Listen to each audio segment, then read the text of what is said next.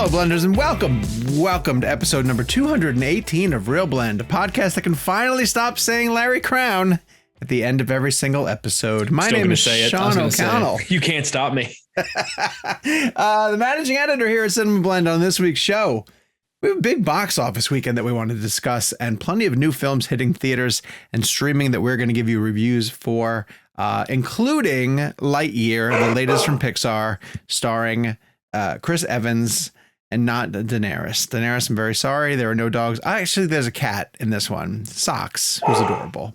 I'm sorry that there's a cat in there. Joining me each week is Daenerys' owner, Jake Hamilton of Fox 32 in Chicago. Hi, Jake. I like to consider myself Daenerys' dad.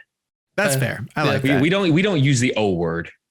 You even, I won't bring that up. I'll talk about that off the air. Kevin McCarthy is not here.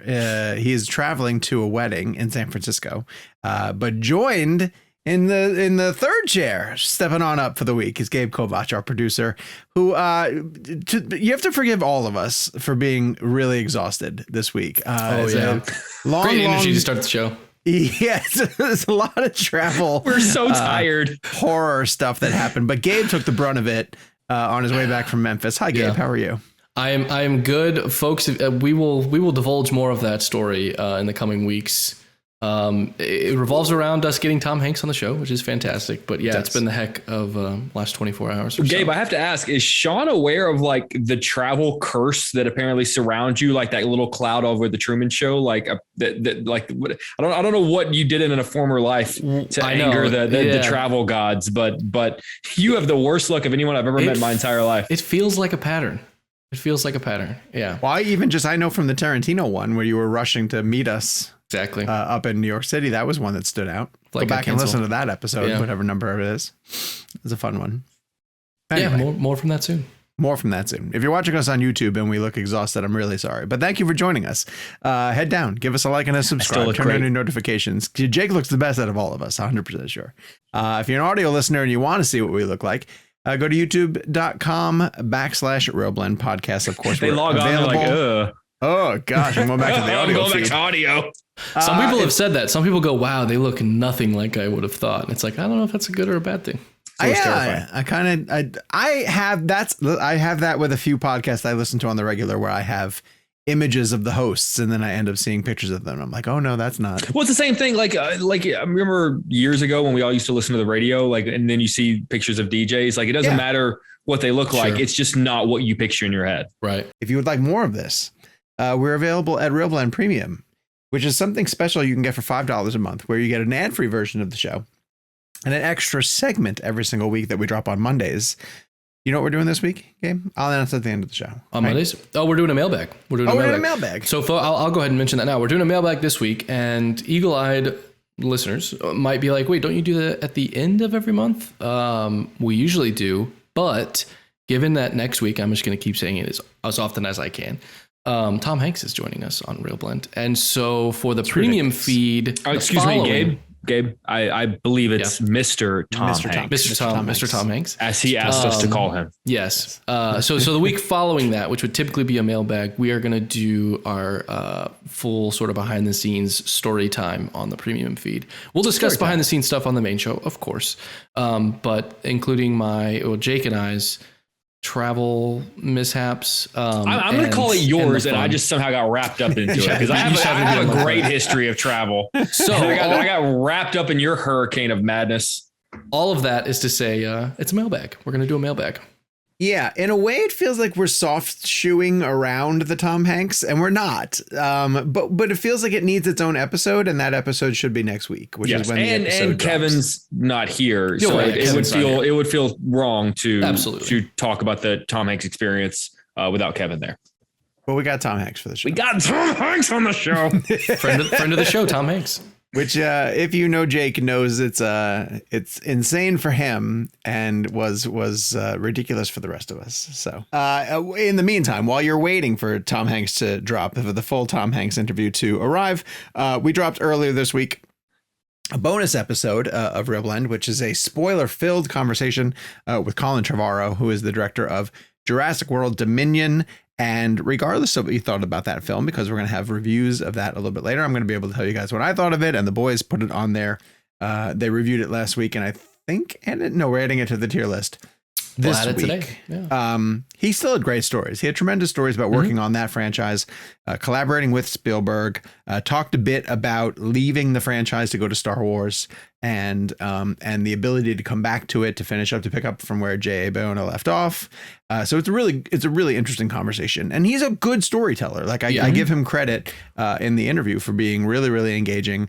We were the last interview that he was going to be doing on this press tour. Yeah. And he just kind of let it all hang out. And he gave us a tease about what he's doing next, which is really cool. But I do want to highlight, just because maybe some people need a refresher, but we have a lot of new listeners who maybe haven't experienced this with us in the past.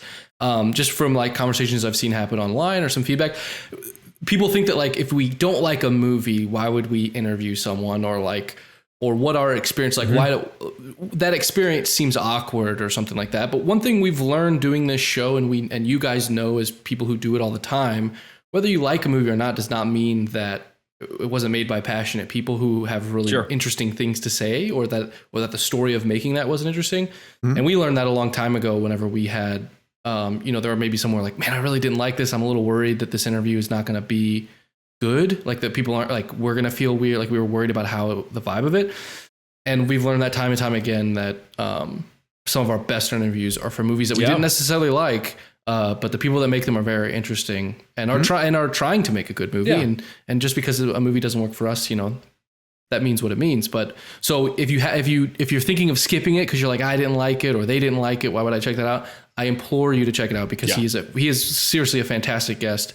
And anytime we're able to do an interview that allows the sort of spoiler wall to come down, it's totally different vibe, and it's a lot of fun. So. Also, I want to throw an extra bit of love over to Jeremiah Zager, who is the director of Hustle. Yes. Because great so many people are coming up to me afterwards and saying that they have seen the movie and really loved the movie. And they're like, oh my God, I'm so surprised at how good that is. Yeah. Go back and find our interview with him. He has great stories to tell about the making of that film. So that's Hustle director Jeremiah Zager. Another thing that's great and worth checking out, Sean's interviews with the cast, got great stuff, and worth checking out on the YouTube. I thought Jake was going to plug his own stuff. I thought he was like, and while I'm here. Very sweet. Thank you, Jake. I appreciate that. In addition, I hope by the time this drops, I will have my interview package from the cast of The Wire live. I can't believe you got to do that. I listened back to that yesterday, and it's rare that I'm going to sing the praises and feel happy with the way something turned out, but I'm very happy with the way that turned out. That's incredible. 20th anniversary press day for The Wire, and it was incredible. It was outstanding. I promise to whoever's listening to this and looking at the runtime and going, have they even really started the show? I will say one final thing while we're here. Today, Sean, I finished the package for Elvis. Oh, nice. I think you're really going to enjoy it. I was able to include... I know some in-person stuff has happened. I don't know if this is your first in-person in a long time, or this is definitely the first of this scale. We did Top Gun. Top Gun, that's right. Yeah. But I was able to include, hopefully by the time people are listening to this, it'll be up. I was able to include like a fun reel at the end of it with a bunch of things that would not happen on a Zoom call. A lot of fun little interactions that you have. Oh, cool. With the cast that are kind of one-off. It was cool. Maybe I just felt I was all excited because... Zoom interviews just feel a little bit different than when you get to do all this stuff in person. So I had to include it so people could feel it. Good. Oh man, that's great. I can't wait to see that. My friend. Thank you. Thank you very much. I appreciate it. Part of the reason why I'm thank you very much. Part of the reason why I'm plugging Colin Trevorrow is because despite our thoughts on his film, Jurassic World Dominion crushed at the box office and continues this trend of people feel ready to go back to the movies. It earned $145 million domestically, and it crossed $405 million worldwide in its first weekend, which, by every standard, that is a massive win for a sequel that is coming off of a chapter that maybe not a lot of people loved. That's the consensus on Fallen Kingdom, right? I mean, I know I didn't really care for it, and I don't think the rest of us really cared for it, but Kevin likes it. Kevin does? Yeah. He gave it like an A McCarthy or something like that. I'm pretty sure that's the one he liked. Fallen Kingdom. Dominion?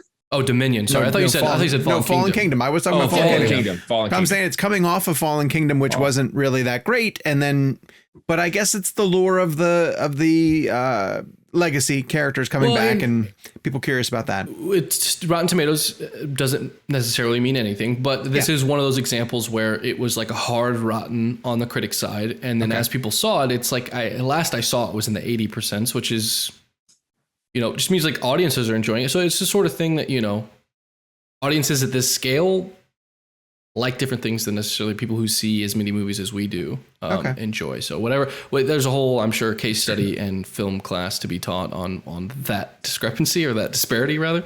But yeah, I mean, some people seem to like it.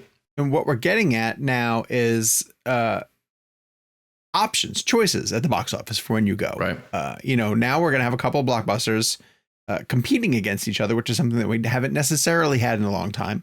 If something like a Doctor Strange dropped, it usually had its own window for a good 3 weeks. Whereas now, especially with Lightyear coming out on Friday, you're going to have the ability to choose between Top Gun Maverick, Jurassic World Dominion, and Lightyear. And in addition to Thor's run on its heels. Thor's on its heels. The Black Phone is on its heels. So there's stuff coming. In addition to Jurassic World posting, and personally, let me start by just saying I was stunned by that number. Like, I think that number is enormously high for a movie that I didn't think was going to have that interest.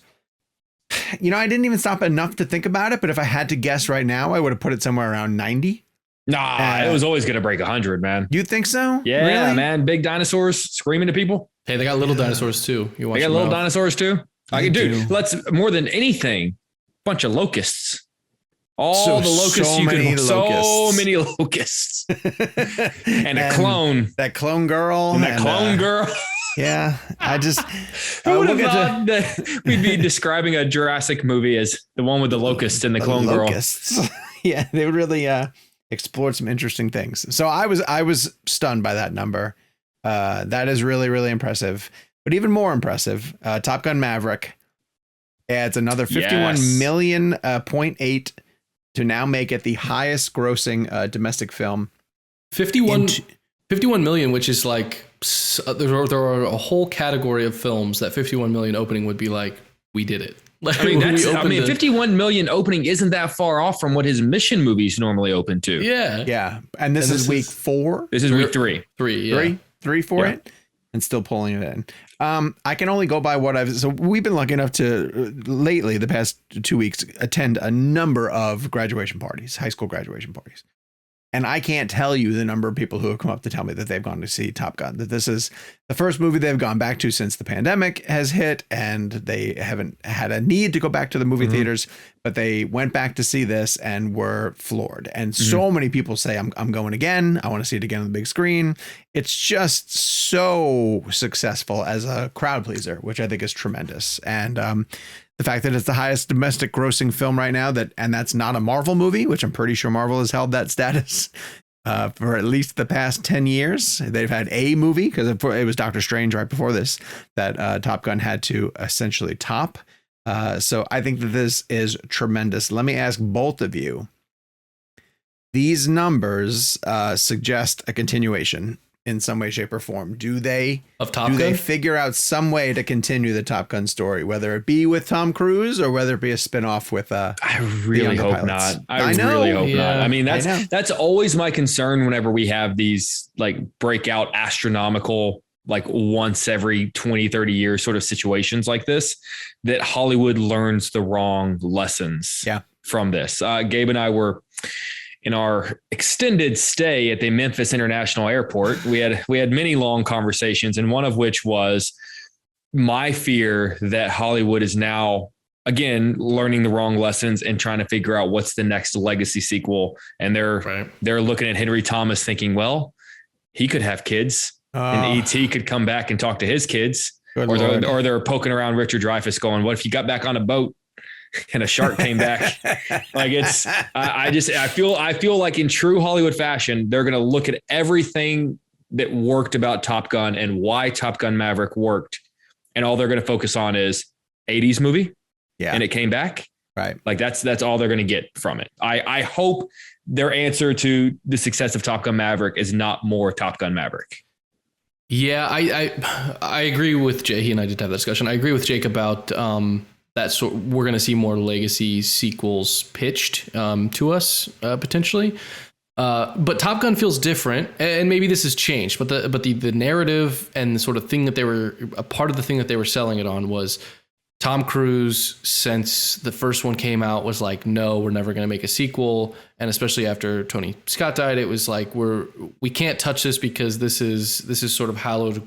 This is sacred ground in Hollywood. And Tony Scott is, who he is. And we wouldn't want to disrupt that. And it wasn't until there was a story presented that moved him enough that he was like, oh, this is exactly what this needs. I assume he maintains that. I assume that this didn't break some sort of seal where he's like, well, let's just start the Top Gun franchise. So it has to have some story that makes sense. And what I don't know, but I assume, is that they're not going to want to do it without Tom Cruise. Because it kind of feels the wrong lessons that Hollywood is really eager to learn. As Jake mentions, I don't think they're going to look at Top Gun and say, well, we could do this without Tom Cruise. Yeah. I don't think they'd say that. But the only pushback I'd give you there is that Miles Teller and Glenn Powell have become extremely popular on social media and with the younger demographic, which is responding to this Top Gun the way that we'd responded to the first one the way through, which is a successful thing for this movie to happen. It shouldn't just be a legacy play. But so many times they introduce the new characters and no one really cares for them. You just want, like in Scream, you just want Sydney and Gale to show up. But, if people Top really Gun dig... Top Gun has this inherent problem, though. And in Top Gun Maverick, is part of its brilliance is that it puts this awesome mission is the goal that they're working towards. And we get to see that mission come out, and we get to see this two miracles and this amazing, fights or battle scene, all this stuff, all that action at the end of it is great. But like, if you're going to make another Top Gun, Top Gun is a school, Top Gun is about them learning to fly. And are they just going to create like a Netflix series that is student? Like, I narratively, I don't see where it makes sense for those characters to come back and still be. It'd be like the equivalent of like making a movie about dinosaurs that break out of a theme park and then making 5 more of them. Okay. It just makes no sense. But I think it makes less sense. I think it makes less sense in that Top Gun is very specifically about these young pilots at a prestigious pilot school. And it's like, we have 10 Fast and Furiouses, right? Yeah. But that's my point though. Like, it's not Top Gun. Like, it's just, here's here's Miles also, Teller in a different thing.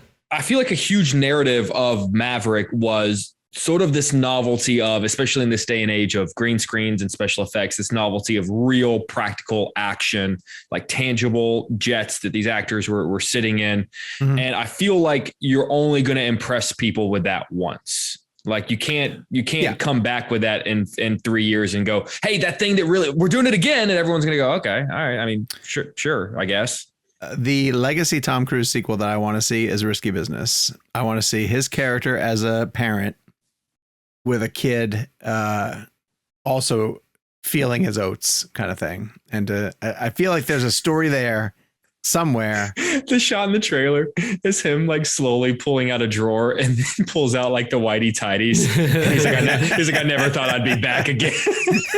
I never thought I'd have to put these back on.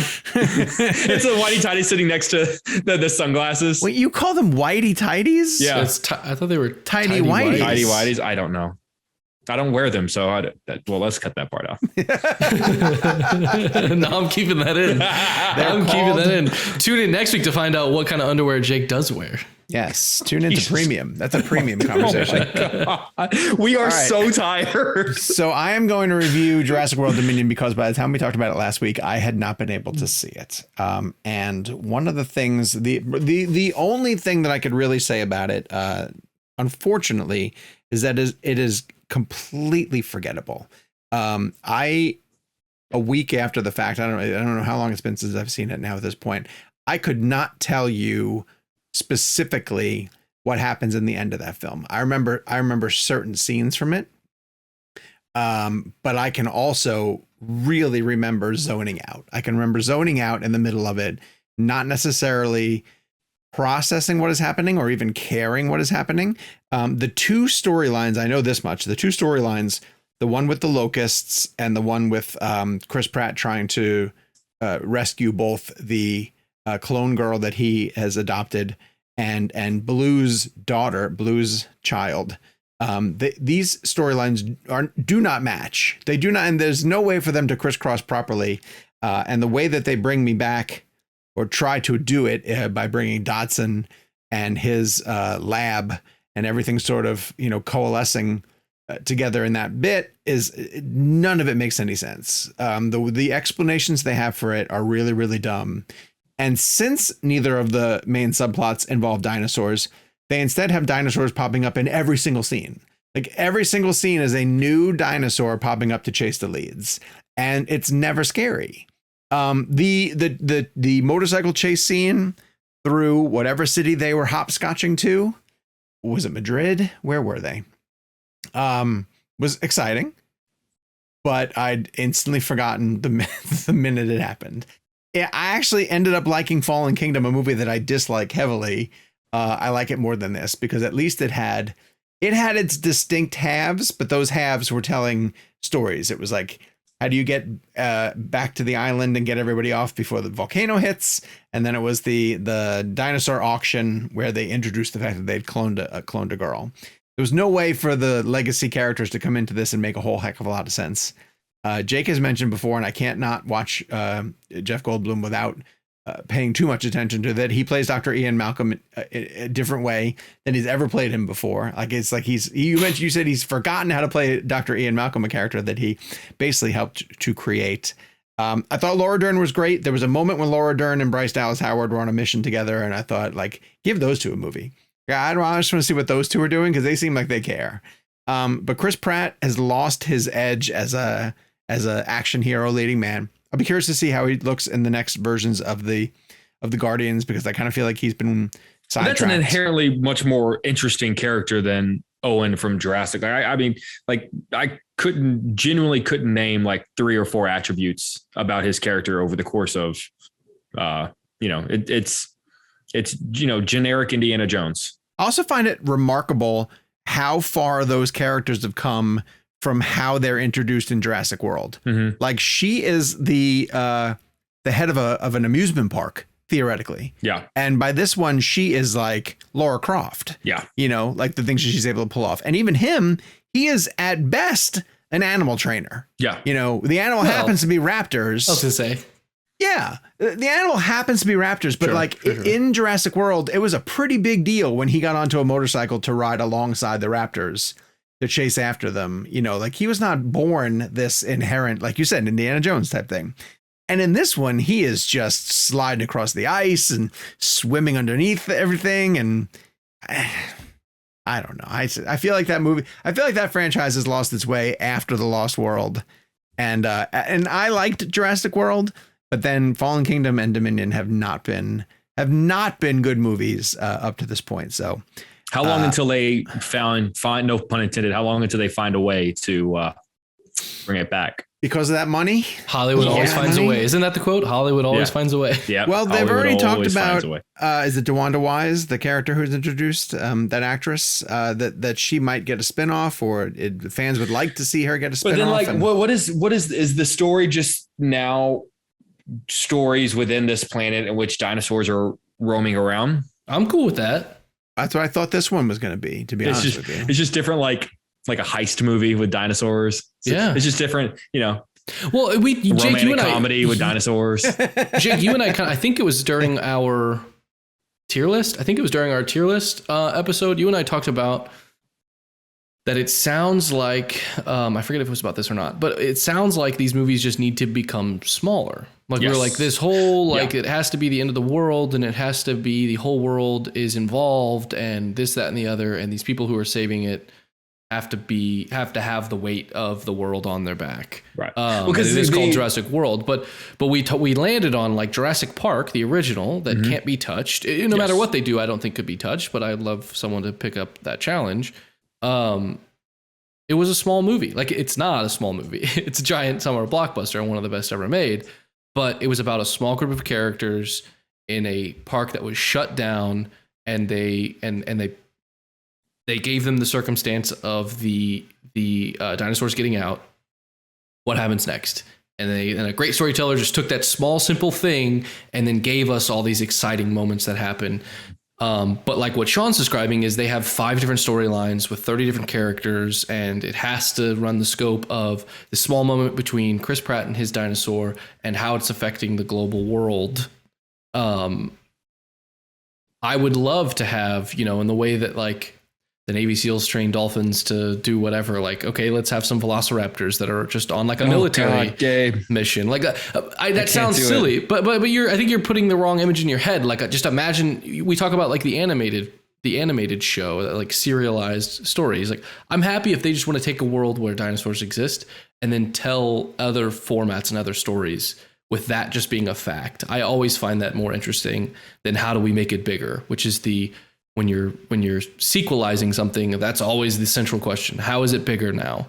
How is it more dangerous? I swear that the military dinosaurs was a subplot that this franchise was going to explore. Yeah, Jurassic at the time when it was going to be Jurassic Park 4 before it turned into Jurassic World, there's a militarized Velociraptor plot line, which they kind of play with a little bit in Jurassic World. And then also remember there was the human dinosaur hybrid that they talked about. I think you can find some of the images that they had started. Okay, I've got a pitch, which is going to sound crazy considering how much I love Jurassic Park.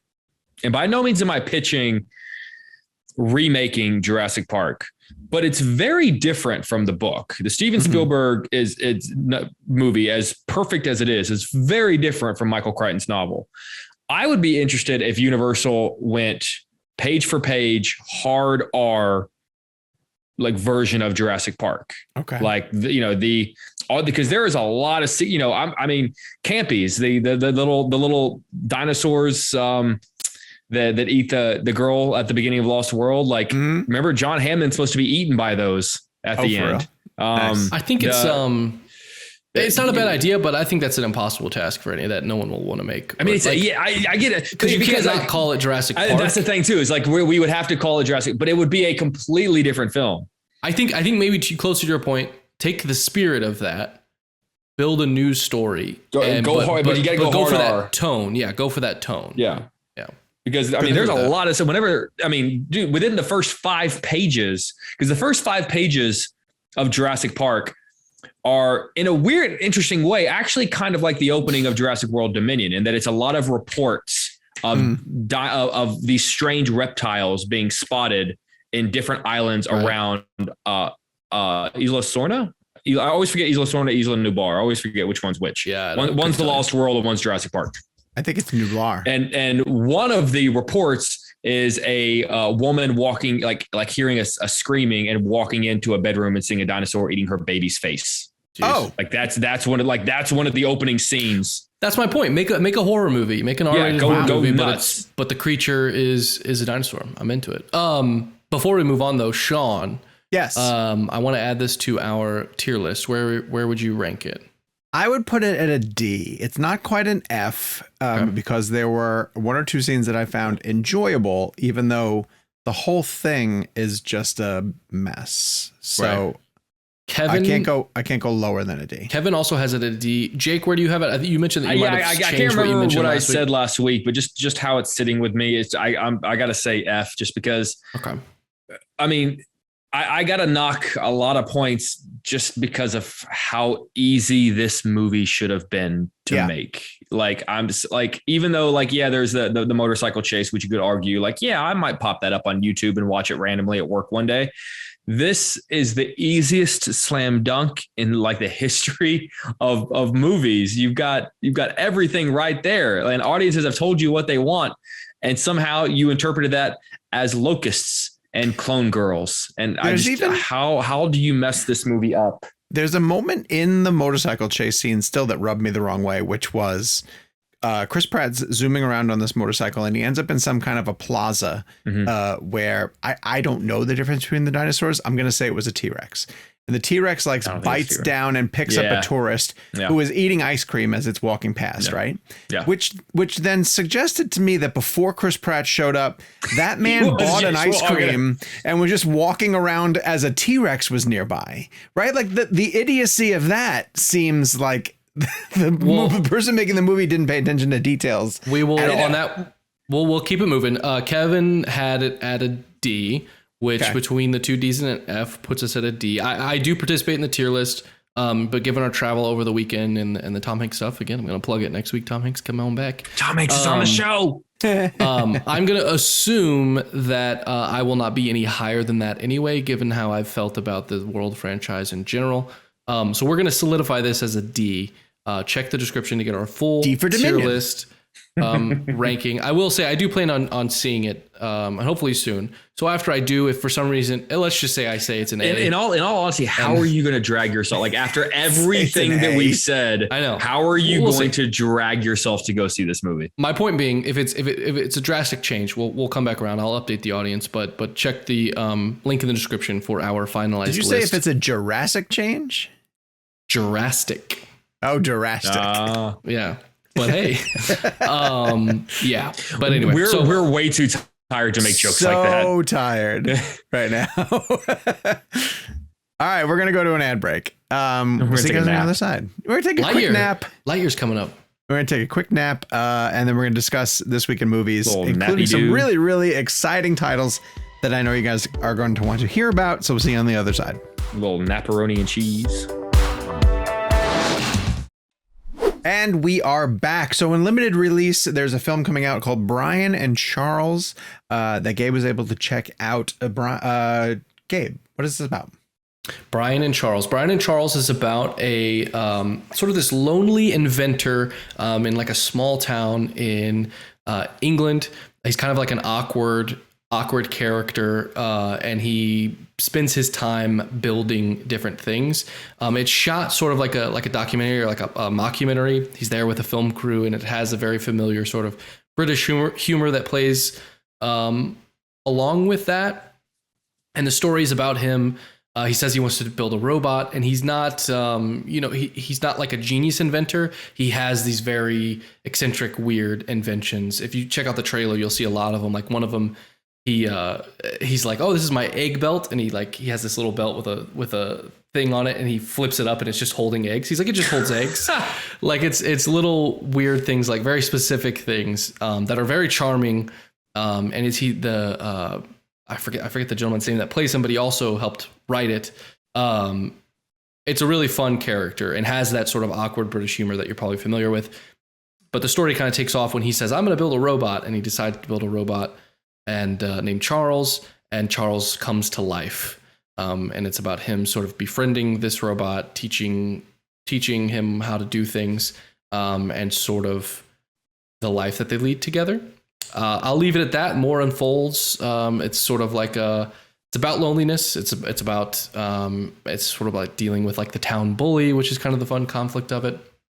And it makes room for a cute love story as well. I really enjoyed it. It is I wouldn't say it's a groundbreaking film, but everything that it's trying to do, I think it does really well.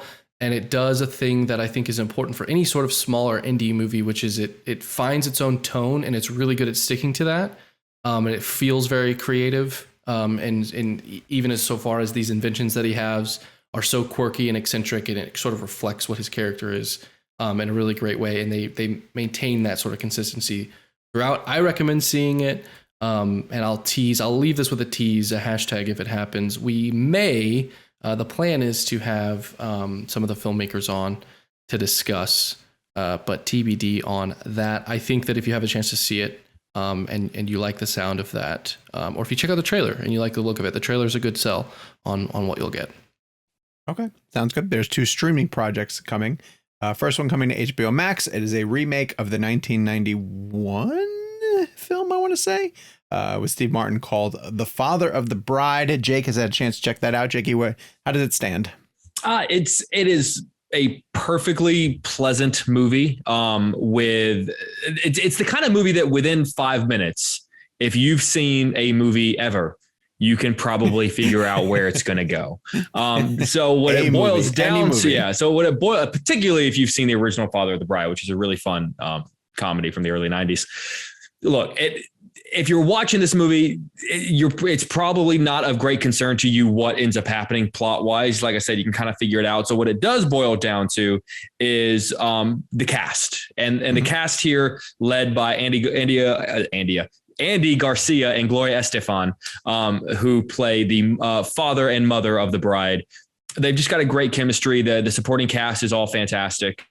It's fun to watch them together. At no point, do you ever have any doubt that everyone's going to end up with a happy ending, but you just kind of watch it just because you want to see all these people have a good time together. It adds a dose of diversity that wasn't there for the first two films in the early 90s. So HBO Max, it's, exactly what kind of movie this is. So you can almost judge for yourself whether or not you're going to like it in advance. So, Steve Martin in the first movie was doing a very overprotective father. Does Andy Garcia do that? Is he doing that bit? Yeah, very much so. He's very apprehensive about the man that his daughter is marrying. He's got issues with the in-laws who come in to visit, and the Steve Martin part, the wedding planner, is played. It's Martin Short. Martin Short. Sorry. Excuse me. The Martin Short role of the wedding planner is played by another SNL alum, Chloe Fineman, who's kind of fun and has a fun, spin to it. She kind of does her own thing with that role. There was a part of me that I didn't know really who the cast was when I pressed play on the screener. And there was a part of me that would have loved if they could have gotten Martin Short back to play that would have been the thread that, like, maybe he was in Miami now, planning weddings like that, because he in that part I think is fantastic. It's fine, man. It's fun. It's cute. I hate using that word in reviews, but you know what I mean. Dude, I love the first Father of the Bride. It's great. The first Father of the Bride is so charming. Yeah, it's incredibly well done. This isn't quite as good as that. And that being said, it's been a long time since I've seen Father of the Bride. But there's nothing wrong with this film.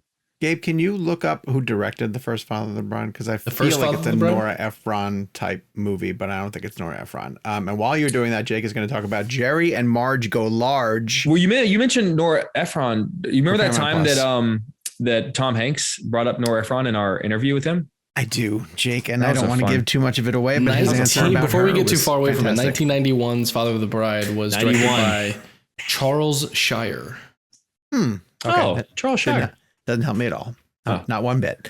He did a great job on it. Jerry and Marge Go Large. This is Annette Bening and Bryan Cranston. Jerry and Marge Go Large. To the Vista Del Mar that we love? It's not, because it's a much better film. I do love that movie. No, I did really like this movie. This movie is very charming. It's very fun. It is a true story based on a New York Times article of the same name, in which a man who has a knack for numbers, but never truly got to utilize it in the way that he wanted that could have made his life better, retires, doesn't really know what the next step of his life's going to be. His kids try to buy him a boat, and he's like, I don't really fish. Like, what am I going to do with a boat? And just in killing time, figures out a loophole in the local lottery that allows him to basically win about every month. And he tells his wife they do it. They don't just do it and make a lot of money. They also bring in people from their town because they want to make their town a better place. So they all kind of start pulling in. But then at the same time, and this really happened in the article, at the same time, a group of kids at MIT also figured out the loophole. And it kind of turns into a battle between the people of this small town and who are these kids who are kind of portrayed as these bratty MIT kids. And it's very fun. Annette Bening and Cranston are very charming together. Rainn Wilson plays a really funny vendor at a convenience store where they buy the lottery tickets because they have to sit there because I think they print the lottery ticket machines print 1,000 an hour, and to pull this scheme off, sometimes they have to buy upwards of 8, 9, 10,000 tickets per drawing to make it work. And it's very fun. It's very charming. I liked it quite a bit, actually. Okay, that's on Paramount Plus. Yeah, I would give it I guess if we're doing like the out of 5, which I know we do sometimes, for me, it's a 3.5 out of 5. Oh, okay. That's right there. Pretty good. There's a movie I want everybody to pay attention to called Cha Cha Real Smooth, Yes. which is a terrible title for a very, very charming movie starring a guy named Cooper Raiff, who is the writer, director, and leading. Wait, did he direct it? He directed it, right? Mm-hmm, mm-hmm. Yeah. And the leading man. And it's one of these.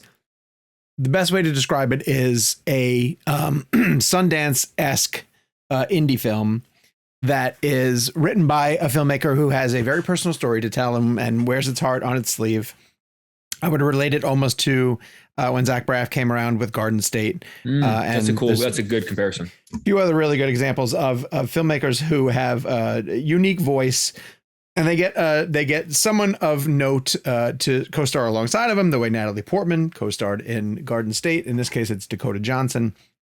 And it's about a guy who is graduated from college, is living at home, and ends up taking a job as someone who is a party planner or party starter. Essentially, there's a slew of bar mitzvahs that are happening in their town, and at these bar mitzvahs, these kids are almost like too intimidated to get up and be social. And because this guy is so charming and effervescent, he tends to work the party and go around and get everybody out of their chairs and get them dancing and get them interacting on a social level. And he essentially gets hired by a lot of these families just to be that guy. And over the course of attending these, he starts to fall for a mom who is showing up at all of these with her son. It's been a while since I've seen her daughter. Smooth. Her daughter. Thank you very much, Jake. Thank you very much. Just keep saying it. And those two We're start going to to be fall for each inseparable other. next week. But Dakota Johnson's character, who plays the mom, has a few issues that are going on that I don't want to get into necessarily. I'll leave them for you to describe. And it starts to dabble a little bit into their age difference and whether or not that they should be together or not. But it's not overly dramatic. It's not one of these ones that's hiding an emotional wallop. It's very realistic, stays along the surface, and is just really entertaining. I mean, I was super entertained by the personality of this kid, Cooper Raiff, who I just think has a ton of screen presence. If he figures out what he can do with himself as a performer, I think can go on to do really, really big things. And even if nothing else comes of him from this is an incredibly charming movie that I think anybody can sort of put on and really, really enjoy.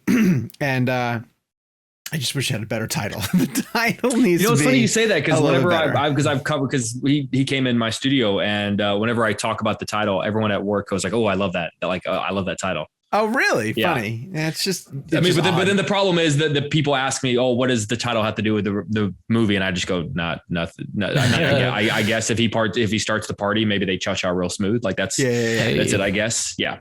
Sean, I'm with you too. I like this movie quite a bit. It's funny. I feel like there is this narrative being pushed because it's followed a very similar trajectory as Coda, and that it did very well at Sundance, and then Apple came in and snatched it up for an obscene amount of money. And so I feel like there is this pressure for it to sort of be the next Coda, which it isn't. It doesn't quite pack like the feels that Coda does. And that's not its fault. Like it was not made to be the next Coda, and it's not its fault that it's followed, a similar trajectory. If Apple bought it with the intention of winning Best Picture, then they might be in trouble.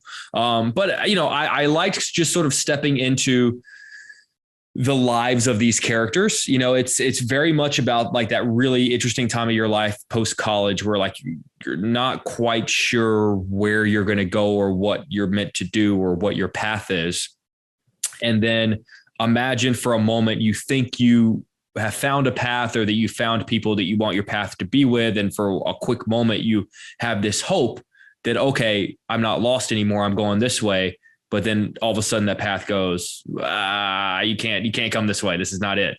And then what do you do? And that, I think there are just a lot of relatable aspects, even if you haven't been in the exact sort of scenario of this. And so, yeah, everyone in the film, Dakota's fantastic. Cooper's fantastic. I can't think of her name. Forgive me. The young actress who plays Dakota's daughter is incredible. Even Cooper's parents are played by Leslie Mann and Brad Garrett, and they're great together. And sort of smaller supporting roles. Smart script. It's the kind of movie that makes me excited to see what Cooper does next, I guess I would say. Okay, so this says Cha Cha Real Smooth refers to DJ Casper's dance hit, Cha Cha Slide. A bar mitzvah staple released in 2000. So it looks like Rafe's off-kilter, forehead-slapping titles are here to stay. But did they ever play that song in the movie? They definitely did. Yes, okay. They do. I know that it's one of the ones that he uses to get the kids out of their seats at an early bar mitzvah, which probably turns some of the parents onto the fact that like, oh, this guy would be great to bring to the next one. And because he has nothing else going on in his life, he just starts to show up at these bar mitzvahs. And it's really funny. It's one of those movies that like you would have heard the buzz on at Sundance. And then when it came around to you, you would have checked it out and you would have said like, oh, this is all it is. But it's not. It's better than that. Like it's that kind of movie, but done really, really well. And so I've had more than a few people be like, well, it's gone. It's the same path as Coda. And I go, you got to stop that. You got to stop the really Coda comparison. Unfair. Yes, that's very unfair. That's not a fair comparison for this. Okay, so that's Cha Cha Real Smooth that is playing in limited theaters and is going to be on Apple TV Plus if you have access to that. On Netflix, this used to be a This Week in Movie Theaters, and now it's This Week in Streaming because of the number of pictures that go there. Spiderhead is Joe Kosinski's follow-up, sort of, to Top Gun Maverick. It just happens to be the next movie he made after, but is coming out very shortly after Top Gun because of Maverick's delays. Am I the only one who saw Spiderhead? You guys haven't seen Spiderhead? Jake? No, didn't get the junket. Didn't get the, oh, sorry. All right, never mind. Well, anyway, so Spiderhead. How do I describe it? Essentially, Spiderhead is set in a, we think, not so distant future. It kind of is vague with its details about when it takes place. Like next Wednesday? Yeah. Not so distant. And there's a prison in an island location. It's surrounded by water. It's also surrounded by the forest. And the inmates, you learn over the course of the time, have agreed to allow themselves to participate in an experiment for a drug that Chris Hemsworth's character has created. And he refers to it often as the love drug. And he administers it to people. It's called N40. And he wants to monitor their reactions afterwards to find out if this drug can be used to help people fall in love with each other. If it only works when the drug is administered, if the after effects will linger and the person will continue to have feelings for them after the fact. And so in order to test the strength of the love drug, they also inject them with other things that test hate and fear and anger and all these other different emotions to see if they can bring them back around to the love drug. And so some of the convicts that are in the program, Miles Teller is one of them. Journey Smollett is one of them. And over the course of the experiments, you start to learn the things that they did to get them into this prison. And some of them are really, really surprising and very, very depressing. You start to realize what happened to Hemsworth that even put him on this path to do these experiments. And then, of course, in true movie fashion, everything starts to implode on the experiment and on the prison and how many ways can this go wrong. I found it really, really fascinating.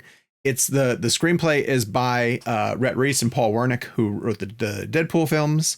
And so it's very smart. It's very funny. It's one of Chris Hemsworth's most interesting parts. He has a ton of dialogue. He has to be the guy who is constantly moving the experiments forward. And you never know whether he's manipulating people or if he's truly invested in these experiments that are going on. Miles Teller is really interesting, more interesting than I've necessarily seen him, because he has a very tragic backstory that you start to figure out. And the more that they dive into that, the better he is. Journey Smollett is outstanding because there are times when, like, in order to earn Chris Hemsworth's trust, Miles Teller gets brought into the experiment, and then he has to make decisions about whether things are going to get done to the other inmates, and that becomes really, really uncomfortable. It's deep science fiction. It really is weighty, and it gets into really interesting societal discussions. But the presence of like just the location is bizarre. And when I got a chance to do the junket and speak to Miles Teller, and I kind of asked him like, could Joe Kosinski essentially give you anything at this point now and you would do it with him? He said, well, this in particular, because of the way that Kosinski built science fiction worlds in Oblivion and Tron Legacy. So it's closer in tone to those two films, and the way that Joe Kosinski constructs a world that you've not seen before. And it has a lot of surprises waiting for you around each turn. So I will tell you that you're going to have to get about a good 30 minutes, 45 minutes into it before you really start to feel like you understand what's going on. It's a movie that plunges you right into it. And you're going to play a lot of catch up as you're playing through it. But that's okay. I'm okay with a movie like that. I don't mind really paying close attention and figuring out what the heck is going on. I love the production design of it. He does really strange things where like the majority of the score is 80s music. So you're, again, not quite sure when it is or where this is. And Hemsworth just kind of crushes it. He's super charismatic as a potential maybe cult leader, and is just really dialed into the dialogue. So it's called Spiderhead. It's on Netflix, and I would definitely give it a shot. Just stick with it. I can understand if you punch out a little bit early. It's very strange. But if you stay with it, you're going to be rewarded. So how long is it? Probably 2 hours. Okay. Probably just shy of 2 hours. But worth it. Definitely worth it, and really, really entertaining. Honestly, your description of it actually intrigued me. Yeah, I think you should give it a shot. I can't wait to interview the cat. Oh, wait. Never mind. Sorry about that. Don't worry. I'll interview the cast of our next move. Oh, wait. No, hold on. It's not going to. Well, that's Lightyear. So Pixar. Let me just mute my microphone since I've got nothing to say here. Pixar has a new film out called Lightyear. Gabe, did you see Lightyear? I did see Lightyear. Oh, terrific. Okay. Lightyear, I know a lot of people were confused at the premise of Lightyear and asking like, what exactly is this movie? And then it's really funny that there are like three title cards. Yeah. Go ahead. Well, no, I was go ahead and keep explaining, because I was curious, thinking this over in my head. I was like, well, how much into the movie did we start to feel spoilers? Because there was one aspect that I felt very surprised by. Maybe I just didn't watch enough of the trailers or the marketing to know. Okay. Continue describing it though. I think so a lot of people were like, well, what is this movie? What is it based on? And when they knew that like the toy of Buzz Lightyear that Andy has was a representation of something, but some people maybe got confused and thought that like Buzz Lightyear was an actual person, like maybe an astronaut of some sort, and this is a toy that's based on him. Like the Buzz Aldrin of that world. Yes, exactly. But instead, the opening title cards for Lightyear just says, in 1995, Andy had a toy from his favorite movie. This is that movie. So it's like if Andy had gone to the theater to watch a movie called Lightyear, and he would have said like, this is amazing. And then he came home and bought the toy from his favorite movie, and the toy was Buzz Lightyear. So in this one, it's Chris Evans, and Chris Evans is just a character in a movie. And it's a science fiction movie, and it's a movie that Andy at that age would love. And so Pixar made a sci-fi movie that teenagers would adore. It's essentially their excuse, in my opinion, to make their Star Wars. Like, it's just them doing Star Wars. And it has all the elements that become interesting and tied to Buzz, which is the presence of Zurg as a villain, and the reasons why Zurg is a villain. It has his connections to Star Command, and it has the Junior Rangers and all these things that come with Buzz, and it's Chris Evans doing Tim Allen doing Buzz Lightyear, and it's really, really great. I loved it. I really had such a great time with it. It's a Pixar movie that unlike their most recent ones, which have aspired to a lot deeper conversation, something like Soul, which was obviously talking about the afterlife, this to me was just from start to finish a pure blast of entertainment, science fiction roller coaster ride with a bunch of jokes, a lot of funny characters. I loved Chris Evans as Buzz, and I had a great time. I thought it looked fantastic. I thought it's one of those films that. Did you get to see it in IMAX? I didn't see it in IMAX. Oh. But I will say that because I have the new TV downstairs, I just can't wait for it to be on 4K. Yeah. I can't wait for it to be on 4K. I think it's going to look incredible. So I am close to a 5 out of 5 out of this. I want to see it one more time before I see if it got that far. But where are you? What'd you think of it? I agree. I absolutely love this movie, and I think you're right in that this feels like it's not that it has a great emotion, and characters go through really emotional things, and it has that to it. But you pointed out Soul is like, let's tackle the afterlife. It isn't that, in that it's very much a really great science fiction adventure. And I don't want us to undersell it by saying that it's Pixar doing Star Wars, and that it is, and that in the genre that it's in. But it's not like it's pulling the Star Wars formula or the Star Wars story. It creates this really fun, energetic, I think unique storyline that it takes you through. And in true Pixar fashion, it's able to take sort of modern pop culture or modern storytelling and use the audience's understanding of that to have its own twist on it, or to sort of quickly use it to get itself into a situation. I will review the trailers I don't know if this is a spoiler or not, but what I'm pointing to is that there's a sort of a crux of the first act that gets us into the rest of the movie, is basically the time dilation from Interstellar. Like that mechanic that Interstellar spent so much time explaining and had so many people sort of ruminating over and figuring out how that works, and they had their own little moment for it.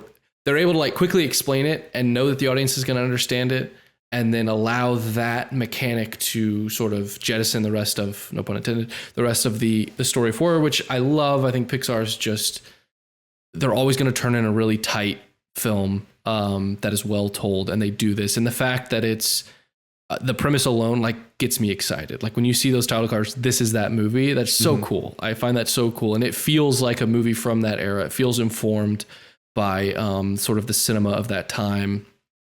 And I will mention to truly fill in for Kevin's shoes. This is from what I understand, this is the first film ever animated for IMAX. Correct. Where they quite literally storyboard and animated and drew it and quote unquote shot it to fill an IMAX screen. And it is awesome. It is really cool to see this clean kind of animation and this style at that scale, especially when it's, you're in space and things like that. It's really great. And I had a ton of fun.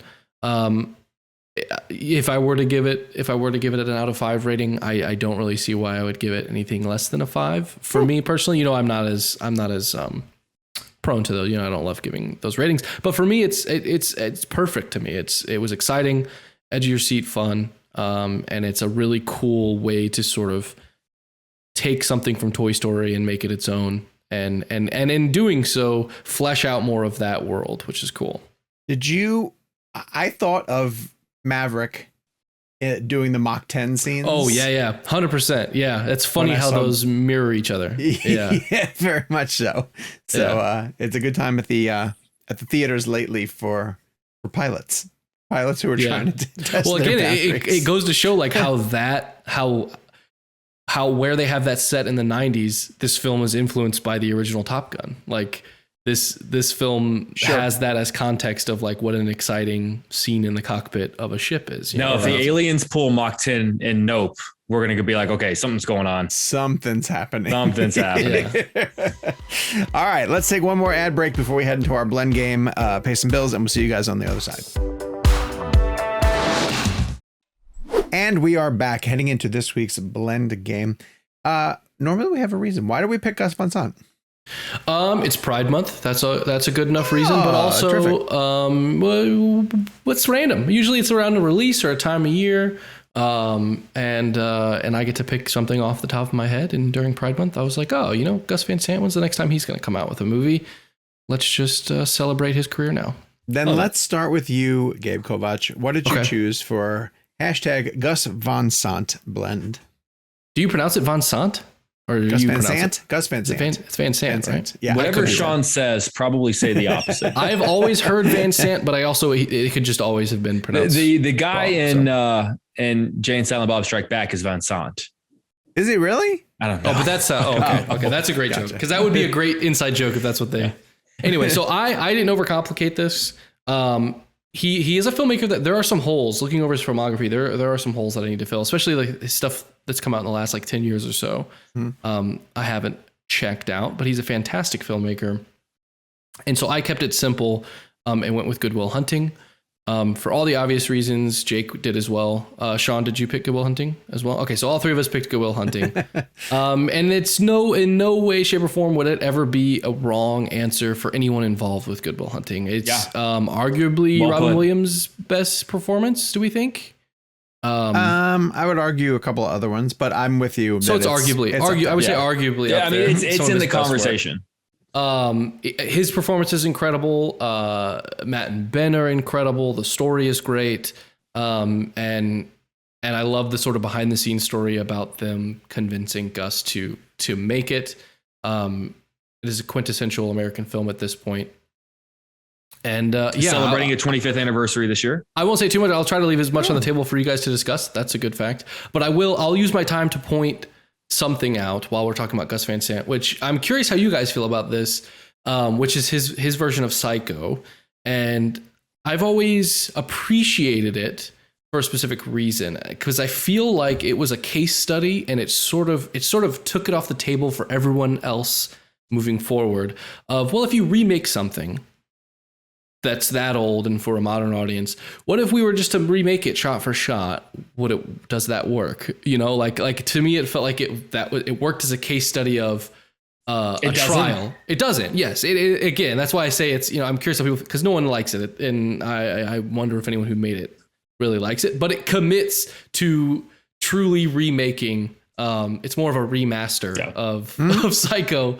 And I always found that, to me, that always validated its existence, I guess, is what I'm getting at. I always found that interesting and a fun thing. So I wanted to mention that while we're here, because I think that's a really interesting film to be made.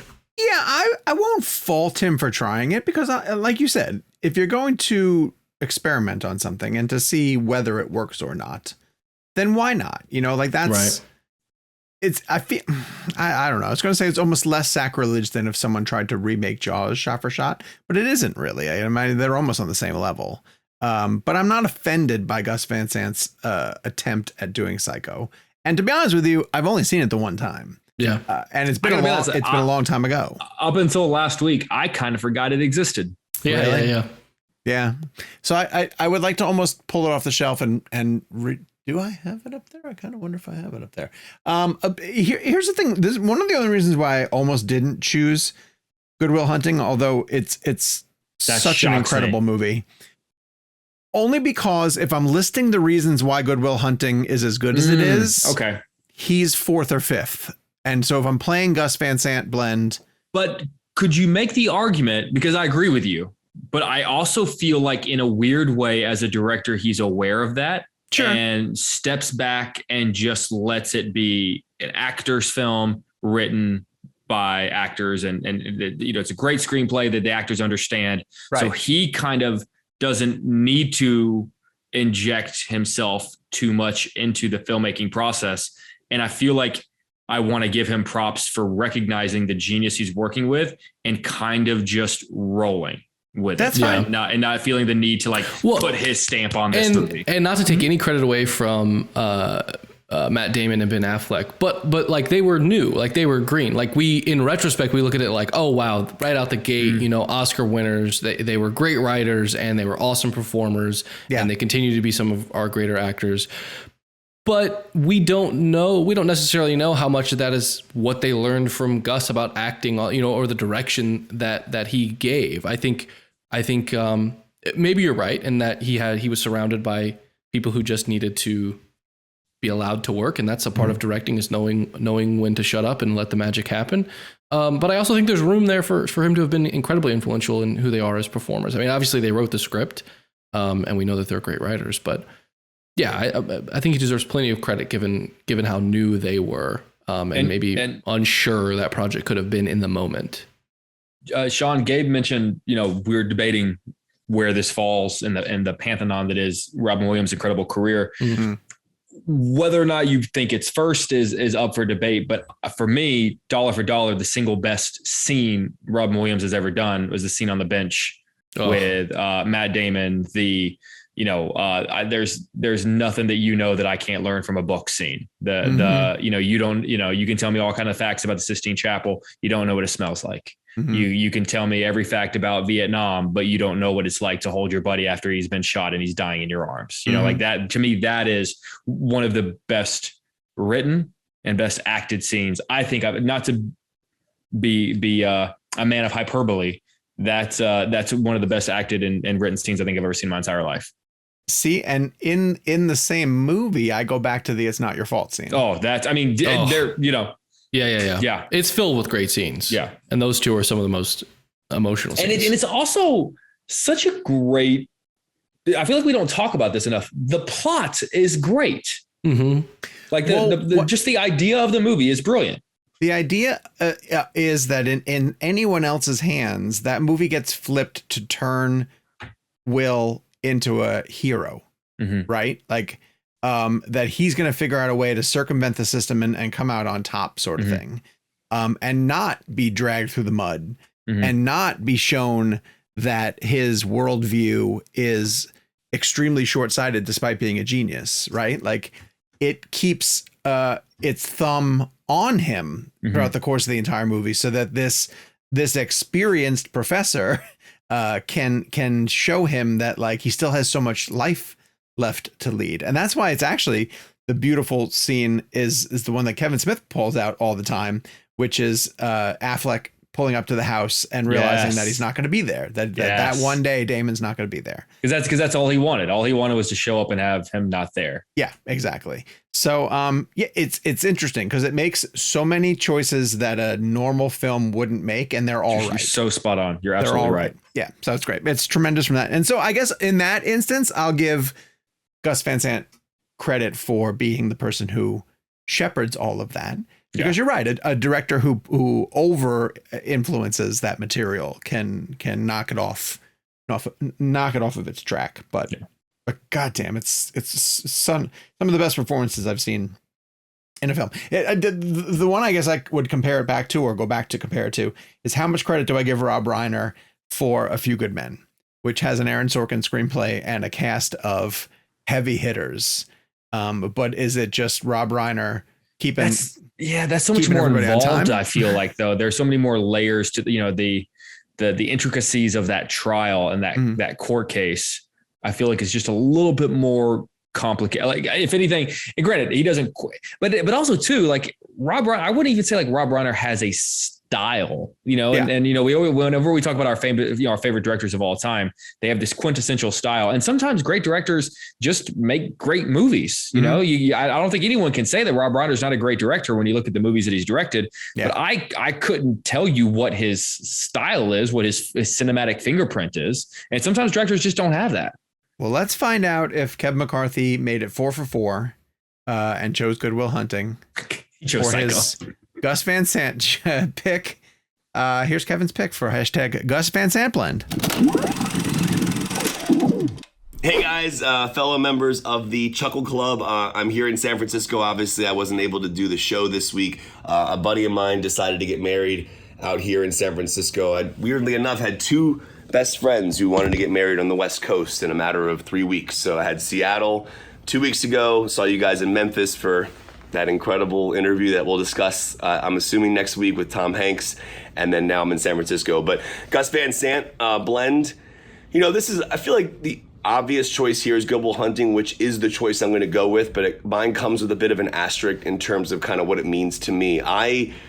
First of all, I saw this movie when I was 13 or 14 years old. My Robin Williams experience prior to that had been primarily comedies and Jumanji and Mrs. Doubtfire, even though it had grounded drama, very heavy drama actually in that film, and Aladdin. And I don't think I had ever seen Robin Williams in an R-rated film before. I was trying to remember the specifics of it, but that screenplay that Ben Affleck and Matt Damon wrote was an incredible achievement. Obviously, they won the Academy Award for it, but there are lines in that film that are just as famous as some of the most famous lines in the history of movies. And obviously Good Will Hunting plays into that because it's an Academy Award winner. in that sense. And I just remember seeing Robin Williams in this. I already knew he had good dramatic chops, but it was the first time in my life that I realized truly how brilliant of a dramatic actor he was. Mrs. Doubtfire, for me as a kid, played differently as it did as I got older. But obviously Matt Damon and Ben Affleck are fantastic. Minnie Driver. It's just a film that like holds up. I think Gus in terms of like thematics and kind of what the story is about. I haven't seen it actually in years, so I don't really know. I want to sit down and watch it again because it's been a while. But the asterisk it comes with for me is Good Will Hunting 2 hunting season. And while that might sound like a joke, I want to preface it by saying that is all tied together in my mind about Good Will Hunting. And also remember the joke in Jay and Silent Bob Strike Back, Gus Van Sant, Matt Damon, and Ben Affleck are all in on the bit. For Gus Van Sant to be sitting off camera jokingly counting his money, just, it gave you a sense of approval that, because, Good Will Hunting is a relatively serious film with serious thematics, and hunting season and the applesauce bit is just great. So listen, I think it's his masterpiece. I think Gus Van Sant comes with an aspect to his filmmaking that I will watch anything he does because I know the choices he's going to make are incredible. So my pick is Good Will Hunting. If you haven't seen Jay and Silent Bob Strike Back, highly recommend the Good Will Hunting 2 hunting season sequence. My favorite thing Kevin Smith has ever written, and Affleck and Damon are so great in it. And obviously the original scene that they're playing off of in that movie is fantastic. All right, real quick before I go, Lightyear, loved it. I want to tell the audience listening, if you do have a chance, Lightyear is, I believe, the first animated movie, or definitely the first Pixar movie that's going to jump to 1:3 IMAX. They framed the entire film in that aspect ratio and then cut it down for the normal widescreen and the 190 that you normally get at a movie theater IMAX. But if you do live in an area like LA, City Walk, or even here in San Francisco, the AMC Metreon, or even the Udvar Hazy out in the DC area, you will get those full jumps, those 1:3, the same aspect ratio that Nolan uses or Denis Villeneuve just used in Dune when they jump into hyperspeed. So, and Michael Giacchino's score, I loved it. So I love you guys. I miss you guys. Can't believe what happened in Memphis. It's kind of shocking, and excited that we're going to be able to share that next week with the show. Love you guys. Miss you guys genuinely. See you guys. All right, look at the audience picks. At Hellizer went with Drugstore Cowboy. John Palmer said Finding Forrester, which is a really great film. I don't think I realized that Finding Forrester was Gus Van Sant. I don't think I knew that either, but I know that it is a really good film that I very much enjoyed, and I just lost my earpiece. Rachel Ho and Alex Trevino went with My Own Private Idaho, very stylistic early entry film from Gus Van Sant, and a terrific performance by River Phoenix, of course. Darth Grogu said Elephant. And then a ton of people went with Good Will Hunting, including Johnny and Mia and Cecilia and Harry Lichtman and many, many others. And I also started to see some love for a film that I almost chose, which is Milk. And I love Milk. Yeah, terrific story. Outstanding performances by Sean Penn and Josh Brolin. I maybe like thinking about Milk, because you're spot on about the performances, makes me think that like maybe Gus's style is that he is an actor's director. Could be. Like he knows when to let the actor take control, because that's a pretty big ensemble cast, much like Good Will Hunting. Yeah, you're absolutely right. And it's interesting because like Soderbergh will take on a ton of really talented ensembles, but still figure out a way to bring some of his own flair to it at that point. But yeah, that might just be Gus Van Sant. Gabe, can you look up what Gus Van Sant's like most recent film is? Because I feel like has he not made one in a while? He has one. When I was looking, he has one in development right now. Let me pull this up. Vamp while my computer's He sadly loading. feels like one of those directors that is getting squeezed out. That is, potentially bringing films to streaming services and not being able to get something that goes to a theater. So Milk was 2008. 2011, he did a film called Restless. And then he directed an episode of a series called Boss in 2011 as well. 2012, he did a documentary called My Own Private River, which I assume is a documentary about working with River Phoenix. I can only imagine. The Sea of Trees in 2015. This is what I was saying, things I haven't see, in 2012, Promised Land. I never watched Promised Land. Okay. And then he has some documentaries, TV miniseries. But he has a film called The Prince of Fashion in pre-production. Okay. At the moment. I'd be lying if I said I didn't have some. It looks Gus like Van Sant blind it's spots. gonna star Will Ferrell. Yeah, for sure. Yeah. Mm-hmm. I think I have to catch up on a number of those. And for next week, you're not gonna have a lot of blind spots for next week's guest as we play hashtag Tom Hanks blend. So I don't know if you guys have heard, but we got Tom Hanks on the show, and he's going to be joining us for 30 minutes in next week's episode. But I will point out that we have played Tom Hanks blend when we did best, but this time we're going to go with favorite. So let us know your pick via email, realblend@cinemablend.com. You can also use the hashtag on social media. Hashtag Tom Hanks blend. Hey, Gabe, whenever we send the tweet out about it next week, we should include the awesome picture that we took with Tom Hanks whenever Tom Hanks was on the show. It's a great picture. I'll think about it. It's a great picture with Tom Hanks because of that day that Tom Hanks was on the show. Yeah, and I'd like to point out that it was all of our second interview with Tom that day. It's true. Yeah, we had him for television. With Tom Hanks. Then we had him for 30 minutes on the podcast. So I'm telling you guys are going to love this one. I know I say that often. It's incredible. But this one's really, really great. Okay, it's one of those. It's okay. After the Tom Hanks episode, I want everybody who's listening to this to drop us a review. Email us a review at realblend@cinemablend.com. Go to Apple Podcasts. Not after this one because we're tired. Leave us and we did our best. Not this one. We please. really tried. This was. I'm glad we didn't charge you guys for this one. Leave us a rating on Spotify. We're about to record one. We're going to charge you for. Tell a friend that they need to be listening to this show. Spread the word. And thank you as always for supporting Real Blend. We cannot tell you how much we appreciate you guys tuning in. It was really fun, to post things on social media and post that we got Tom Hanks and to see the amount of support that we got from people who were really, really excited to see that the show got him as a guest. And people being really excited to hear the interview, which you guys will be able to hear next week on our next premium episode. As Gabe had mentioned, it's a mailbag. So again, check the descriptions here where the podcast is listed for ways that you can sign up for our premium service. In the meantime, follow us on social media at Jake's Takes, at Kevin McCarthy TV, at Sean_O'Connell, at Gabe Kovac, and the show itself is at Real Blend. We will talk to you guys next week with a very special episode. And so until then, catch me if you can. Catch me if you can. And we did catch him because we could. Oh yeah, that's right. He's in that one too.